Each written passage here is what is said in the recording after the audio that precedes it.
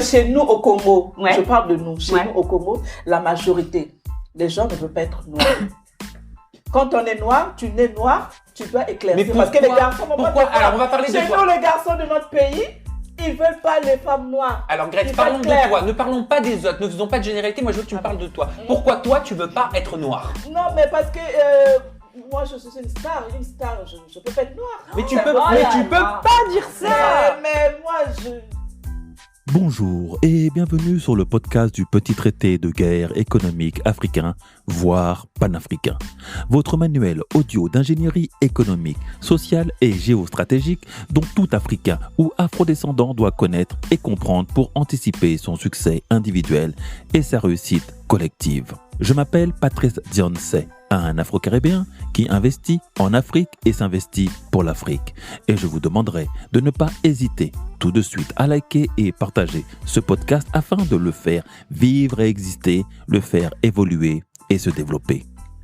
Aujourd'hui, je vous délivre la leçon 37 donnée le 19 mai de l'an 2022 du calendrier grégorien. 6258 du calendrier kémite et 4720 du calendrier chinois, l'année du tigre au dos noir. Il y a deux sujets tabous que je souhaiterais aborder dans mon petit traité de guerre économique africain. Deux sujets qui pèsent énormément sur ma communauté, sur sa santé mentale et sa santé physique. La première est le colorisme et le second, l'école des otages ou la trahison de l'élite, de nos élites. Les élections présidentielles françaises étant partiellement finies, car certains s'imaginent un troisième tour qui n'est ni faisable, ni imaginable, ni constitutionnel. Nous allons d'abord nous pencher sur cette ramification du racisme qu'est le colorisme, avant d'attaquer dans le prochain numéro cette seconde ramification qu'est l'école des traites ou l'école des otages. Le terme colorisme, traduit de l'anglais américain colorism, vient directement des États-Unis. Le colorisme est un concept sociologique qui désigne la différence de traitement entre les personnes à peau claire et celles à peau foncée, en abordant les différentes hiérarchies sociales induites par la racialisation. Aux États-Unis ou les îles caribéennes, les Noirs à la peau foncée, dark skin, sont surreprésentés dans les prisons, tandis que la bourgeoisie noire est une bourgeoisie métissée ou à peau claire, light skin. Nous connaissons tous les conséquences du colorisme, la course à la dépigmentation de la peau pour avoir le teint de l'excellence, le teint métis, mélange du Caucase avec l'Afrique noire. Vient ensuite, pour ceux qui ont les moyens, un peu de chirurgie esthétique pour corriger le nez de ceux ou celles qui souhaiteraient effacer toute trace de traits congoïdes. Comme disait de manière charmante et élégante le président de Radio Courtoisie, Henri de Lequen, candidat d'extrême droite à la présidentielle de 2017 lors d'une émission devenue virale, par la suite diffusée sur Planète Plus. Mais d'où vient notre obsession de la couleur de la peau ? La nature a donné un éventail de teintes à notre communauté, nos 50 nuances de noir, la rendant ainsi magnifique et diversifiée, de la couleur sombre et profonde des dieux égyptiens à la couleur d'un caramel brun. Là où les Occidentaux se différencient et s'identifient par la teinte de leurs cheveux ou la couleur de leurs yeux, nous, Africains, c'est par la teinte de notre peau et la tessiture de nos cheveux. D'ailleurs, peau et cheveux sont deux critères de beauté et de statut social très importants dans ma communauté afro. L'origine du colorisme provient directement du racisme et de la traite des esclaves.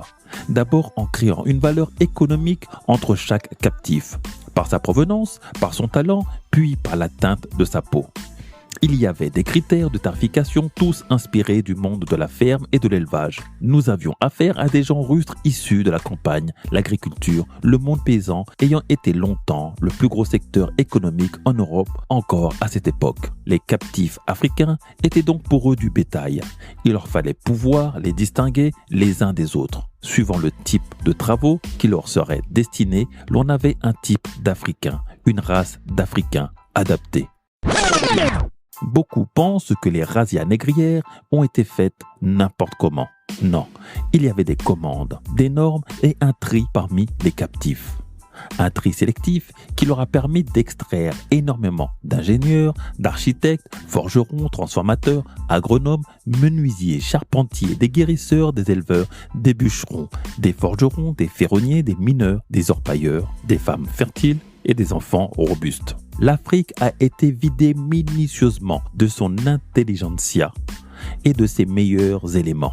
Ce qui a permis que l'on construise des villes gigantesques et modernes en Occident, que l'on connaît maintenant, et bâtir leur économie. Voilà pourquoi, pour beaucoup d'Africains-Américains, ils font partie intégrante des États-Unis, de sa société et de son histoire, comme les Européens, pour l'avoir construit aussi de leur sang. Un sujet qui sera abordé dans celui de l'école des otages. La valeur d'un jeune captif, puis plus tard d'un esclave, sera donc donnée par ses capacités techniques et sa couleur qui le prédestinaient à certaines fonctions de pénibilité plus que d'autres. Plus tu étais clair, plus tu étais proche de la maison du maître, pouvais accéder à des métiers artistiques, accéder à la lecture, à l'éducation, rester dans la maison et faire le service. Tandis que le noir foncé était dans les champs, la ferme, la manutention, la construction ou parfois en prison. Il est très important de savoir que comme nous étions traités comme du bétail, la mixité était perçue comme des croisements d'animaux. Et donc, il existe plus d'une dizaine de désignations pour identifier le degré de métissage et le type de métissage. Plus de 10 désignations pour les Antilles françaises, plus de 30 en Amérique du Sud, qui étrangement ont suivi le même procédé animalier. L'on parle ainsi de métis, chabin, mulâtre, carteron, coulis, capre, grimaud. Toutes ces désignations sont des croisements d'animaux de la ferme attribués à des humains d'origine africaine. Fort heureusement, leur utilisation tend à disparaître, mais pas celui de métis, qui est devenu la désignation phare de la mixité, le nec le plus ultra de l'homme et la femme noire. Le métis, par son statut privilégié au sein du régime esclavagiste, par sa proximité avec le maître, est donc devenu l'objectif de survie de beaucoup de ma communauté. Mais tout cela de manière inconsciente. Il faut bien comprendre que 500 ans de traumatisme ne permettent pas à beaucoup d'avoir le recul suffisant pour avoir cette analyse et cette compréhension des choses. Aussi, quand fut venue la fin de l'esclavage et le démarrage de la colonisation, avoir un teint clair était son passeport pour accéder à l'éducation et l'administration, l'artistique et même parfois la politique. Il y a tout un privilège à être un enfant métis ou d'être le parent d'un enfant métis, qui est loin d'être dissipé. C'est pouvoir accéder à des endroits qui ne sont pas permis à tous les nègres. Jalousie faisant, voilà pourquoi beaucoup de Noirs se sont lancés dans la dépigmentation, d'abord sauvage, mais maintenant avec des procédés tellement techniques que l'on ne voit plus les jointures des doigts noirs, ni de rougeur, de brûlure, d'acide sur la peau. Nous avons maintenant toute une industrie florissante autour de la dépigmentation et qui ignore et ne communique pas sur les graves effets indésirables de ces pratiques, des complications médicales et des fins atroces pour beaucoup. Je découvris les affres du colorisme avec le plus grand chanteur de tous les temps, Michael Jackson. Aurait-il eu le même succès interplanétaire en ayant conservé sa couleur d'origine, même s'il était le beau noir qu'il était quand il fut jeune? On ne le saura jamais. Mais alors qu'il avait tout pour être heureux, ses derniers jours de vie furent atroces. Il ne dormait plus, avait des douleurs insoutenables, 30 ans à contenir la mélanine naturelle de son corps, à se battre contre cette protection naturelle concédée par la nature et ses ancêtres, lui auront été fatales. Personne n'osera faire le lien et je me permets de le faire. S'injecter des produits de dépigmentation est un poison, à tel point que personne n'a été autorisé à voir le corps du défunt. Michael Jackson, son corps n'a jamais été exposé au public, comme l'a pu l'être celui de James Brown durant plus d'un mois, ne permettant pas aux gens de faire leur deuil d'un artiste qui a accompagné toute leur jeunesse. L'on peut imaginer les dégâts dermatologiques et corporels de cette thérapie et de son arrêt brutal sur un corps sans vie. Aussi, nous nous devons de combattre le colorisme et ses effets. Les Américains, sans le vouloir et sans le savoir, ont trouvé une solution qui pourrait effacer toute différence de traitement entre les différentes teintes de noir. Nos 50 nuances de noir, avec leur One Drop Roll. Une goutte de sang noir fait de toi un noir. Donc plus de hiérarchie possible.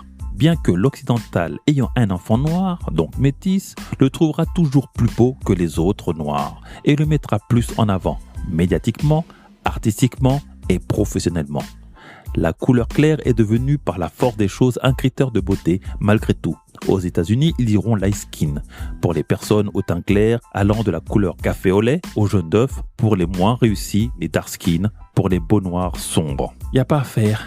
Aux États-Unis, il n'y a pas à faire de métis. L'on reste sur du basique, clair, contre foncé.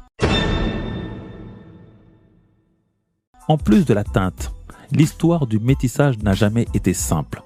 Dans certains pays africains, ou plutôt dans certaines ethnies africaines, il y a une vraie défiance du métis, souvent perçu comme un traître potentiel, et dans l'histoire des razzias négrières, souvent c'était les métis qui étaient envoyés comme chefs de file pour aller identifier leur proie. Je vous rappelle que les razzias n'étaient pas faites au hasard, puis la faire capturer. Le métis est donc un privilège et un avantage en milieu urbanisé et occidentalisé. Identifié comme étant celui qui est le plus éduqué, donc le plus intelligent, selon les normes occidentales, comme étant le plus docile et réfractaire à se révolter contre ses pairs, et le plus à même d'accéder à des postes administratifs et de management. Une vision des choses que nous nous devons de combattre car elle crée de la division au sein de nos rangs. Un positionnement très compliqué à prendre pour toute personne qui a une double culture raciale. Car, quoi que l'on dise, certains souhaitent profiter de ce privilège, créant les graines de la discorde et de la frustration auprès de ceux qui pensent que seule la couleur peut faire office de talent et d'intelligence. Le colorisme est donc un sujet à prendre très au sérieux, car il nous permettra de mieux combattre les problèmes de dépigmentation, les privilèges raciaux et les soupçons de traîtrise. Car faire un enfant métis de manière volontaire et calculée, c'est risquer de le mettre en danger et en porte-à-faux envers des dominants qui souhaitent le manipuler contre des dominés en milieu exogène et en danger contre des dominés qui pensent qu'il est sous emprise du dominant en milieu endogène. Le choix de notre partenaire de vie et de famille que l'on souhaite bâtir reste donc une décision cruciale pour l'avenir de notre communauté et de celle de notre continent, notre terre-mère, Kama. Je suis Patrice Diansé, concepteur du blog Africa Reloaded, créateur et animateur du petit traité de guerre économique africain et accessoirement un Afro-Caribéen qui investit économiquement en Afrique et s'investit physiquement pour l'Afrique. Je vous remercie pour l'écoute de ce podcast, votre manuel audio d'ingénierie économique, sociale et géostratégique pour une Afrique connectée. N'oubliez pas de liker, de partager et de commenter. Entreprendre ou mourir, nous vaincrons.